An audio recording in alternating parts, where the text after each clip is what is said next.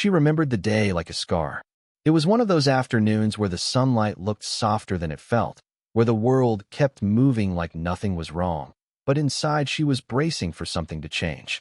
She had worked overtime 3 weeks in a row, saving every spare dollar. Her shoes were worn thin, her jacket fraying at the cuffs, but she didn't care.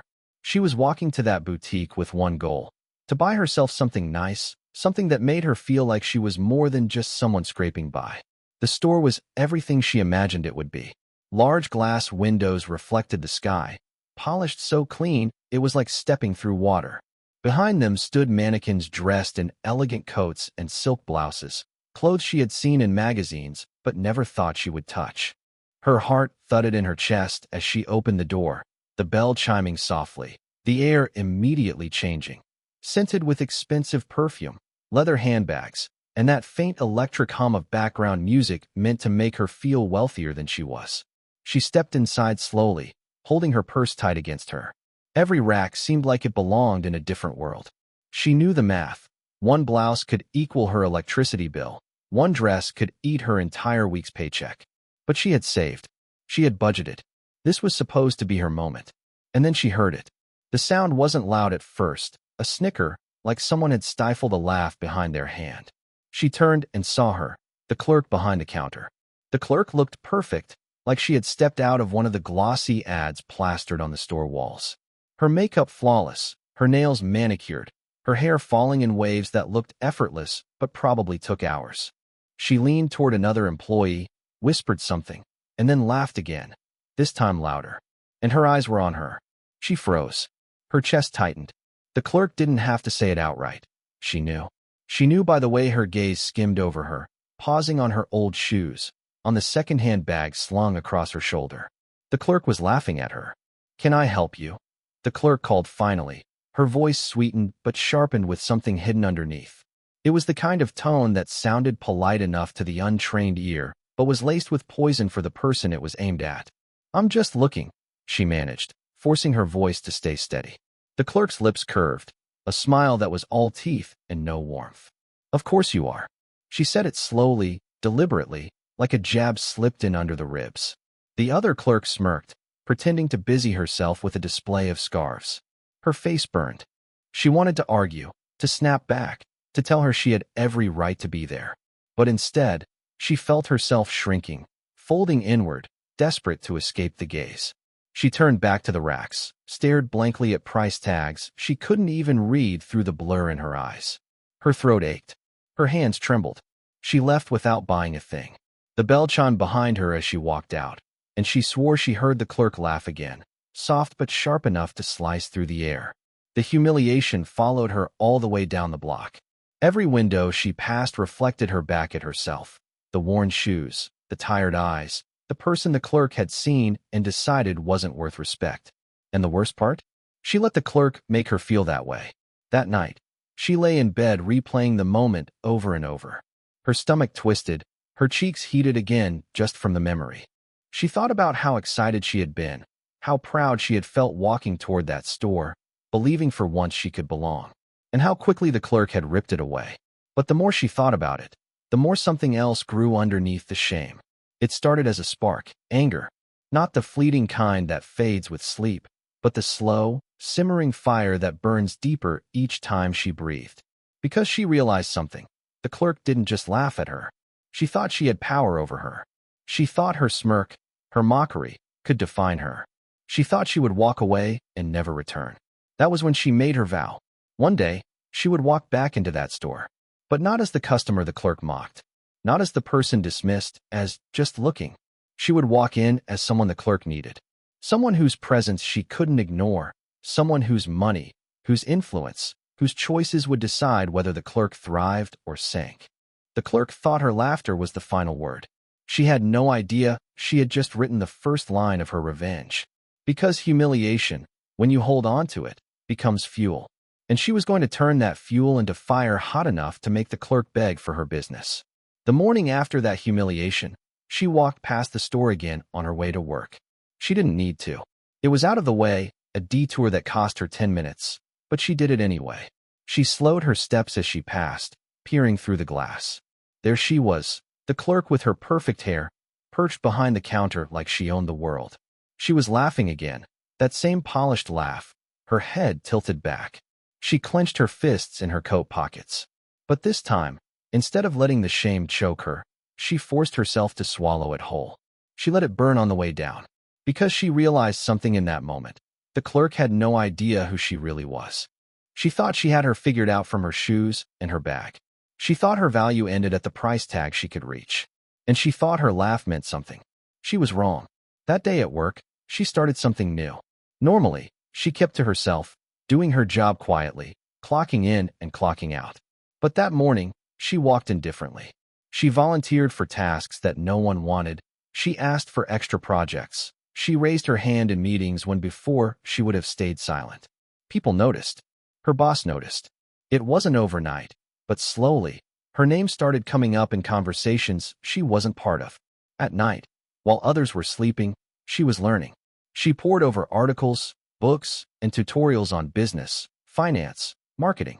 She watched how successful people moved, how they spoke, how they built reputations that demanded respect. She was tired, yes, bone-deep tired, but she was also lit up inside. Because every late night, every hour spent learning instead of resting, was another step away from the version of herself the clerk had mocked. And she kept walking past that boutique every morning. Each time, she felt less sting and more fire, less shame and more determination. Until eventually, she didn't look like the same person who had walked in trembling and left in silence. She carried herself straighter. Her eyes met the clerk's through the glass without flinching. And she could tell the clerk noticed, even if she didn't understand yet. It wasn't just about money. It was about presence. She knew that if she wanted to flip the script, she couldn't just be richer. She had to be undeniable. The kind of person whose confidence walks into a room before they do. The kind of person no one dares laugh at. So she invested, not just money, but time and energy. She bought her first tailored blazer secondhand, had it adjusted to fit like it was made for her. She upgraded her shoes, polished until they gleamed. And slowly, the world treated her differently. Not because of the clothes themselves, but because of the way she walked in them. And one day it happened. She was at a networking event for young professionals, standing in line for coffee, when someone tapped her shoulder. It was a woman she vaguely recognized, a manager from another company. She smiled and said, "I've heard about you. You're making waves." The words sent a thrill through her. People were talking. The effort was paying off. That night, lying in bed, she thought about the clerk. She thought about her laugh, about the way she had dismissed her like she was invisible. And then she thought about how sweet it would be when the tables turned, when the very person who once mocked her would be forced to acknowledge her, to serve her, to beg for the business she once sneered at. The plan wasn't finished. She was still building, still climbing. But for the first time, she tasted it, the sharp, electric flavor of power. And once you taste it, you cannot go back. So she worked harder. She built herself brick by brick, reputation by reputation. Every achievement, every nod of respect, every promotion was a stone stacked higher in the wall that would one day tower over the clerk's laughter. She knew it was coming. The day she would walk back into that boutique, not with shame in her chest, but with power in her stride. And when that day arrived, the clerk wouldn't laugh. She would bow. The first time she went back into that store after months of building herself, it felt like walking into a battlefield she had already mapped in her head. The bell above the door chimed the same as it had that day, but this time she didn't shrink. Her shoes were polished leather, her jacket tailored to fit her perfectly. She carried herself with a calm confidence, not forced, not loud, just steady, undeniable. The air still smelled of expensive perfume and leather, but now it didn't feel suffocating. It felt like background noise. She looked around the boutique as if she belonged there, as if every rack was simply another set of options waiting for her to decide. And then she saw her. The clerk. The clerk looked up from behind the counter, and for the briefest moment, her face flickered with recognition. The memory was there in her eyes, the girl she had laughed at, the punchline she had turned into. But this time, her smirk faltered. She glanced at the outfit, at the confidence in the stride, and she wasn't sure anymore. "Welcome," the clerk said, her voice less sharp, more careful. She walked past without a word. She took her time browsing, touching fabrics, lifting price tags without flinching. When the clerk approached, Her tone was sweeter than before, forced, eager. Is there anything I can help you with today? She looked at her the way she had once been looked at. Calm, measured, letting silence hang in the air until the clerk shifted uncomfortably. Just looking, she finally said. But this time, the words carried weight. The clerk heard it. She felt it. Cracks formed in the clerk's confidence. She lingered nearby, waiting for her approval. But she didn't need her. She walked the store as if she owned it, as if the clerk's presence meant nothing. And for the first time, she saw the truth. The woman who mocked her wasn't powerful at all. She was fragile, just a clerk in a boutique clinging to the illusion of superiority. When she finally chose an outfit, she carried it to the counter. The clerk rang it up quickly, her hands fidgeting, her smile brittle. That's a beautiful choice, the clerk said, her voice tight with nervousness. I know, she replied evenly, sliding her card across. The clerk's cheeks flushed as she handed her the bag. The same hands that once dismissed her were now serving her. As she turned to leave, she caught the clerk's eyes one last time. There was no laughter anymore, no mockery, only unease. Because the clerk realized something she hadn't expected, the girl she once laughed at had become someone she couldn't ignore. And this was only the beginning. It is one thing to return to a place that once humiliated you and stand tall. It is another thing entirely to watch the person who mocked you slowly realize their survival depends on you. That was the stage she had reached, and every step of it tasted sweeter than she ever imagined. Weeks passed after that first return. She didn't rush back. She let time do the work. But each time she did stop in, whether to pick up something small or to browse casually, she noticed the difference. The woman who once laughed so loudly at her worn shoes now greeted her with brittle enthusiasm, as if desperate to erase the memory of what she had done.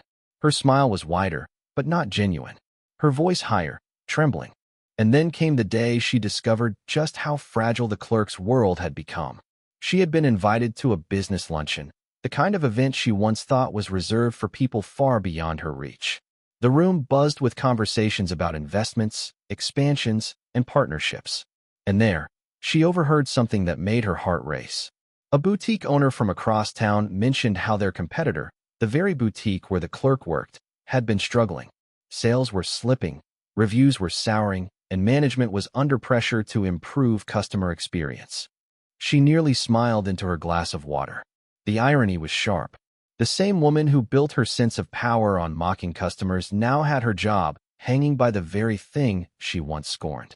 The next time she walked into the boutique, the truth was written all over the clerk's face. The woman rushed toward her instantly, her voice spilling out quickly. Welcome back.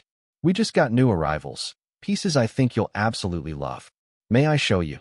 The clerk was nervous, overeager, like a performer trying to win over a harsh critic. The other clerk, the one who had smirked with her months ago, was gone, replaced by a new hire. Perhaps she had quit, or perhaps she was pushed out, collateral damage in a store fighting to survive. She let the clerk talk, let her show racks of clothes, let her shower her with compliments that rang hollow. Inside, she thought about the girl she once was, cheeks burning, throat tight, fleeing the store while laughter chased her. And she thought about how far she had come, how the power dynamic had flipped completely. She didn't need the clerk's approval anymore, but the clerk needed hers. One afternoon, she decided to test it. She walked in with deliberate calm, looked the clerk in the eye, and said, I'm considering bringing some clients here to shop, but only if I feel the service matches the quality. She let the words hang, sharp and heavy. The clerk's face paled, then flushed. She nodded quickly, her voice almost a whisper. Of course. Absolutely. We'll make sure everything is perfect. That was the moment she saw it, the crack widening into collapse. The clerk who once mocked her was now begging, even if she didn't use the word aloud. Her entire demeanor screamed it. Please approve, please buy, please validate. And she realized something then. Revenge doesn't always need to be loud. It doesn't need shouting or public humiliation. Sometimes, the sweetest justice is quiet. The look in someone's eyes when they realize the balance of power has shifted permanently, and they are at your mercy. When she left that day, shopping bag in hand, the clerk followed her to the door, her voice bright but trembling. Thank you so much for your business. We really appreciate it. Please come back soon. And for the first time, she allowed herself to smile. Not at the clerk, but at the journey. at the way humiliation transformed into strength, at the way mockery turned into desperation. The clerk had once laughed at her. Now she begged for her business. And she let her. Because sometimes the best revenge is simply becoming the person they cannot afford to lose.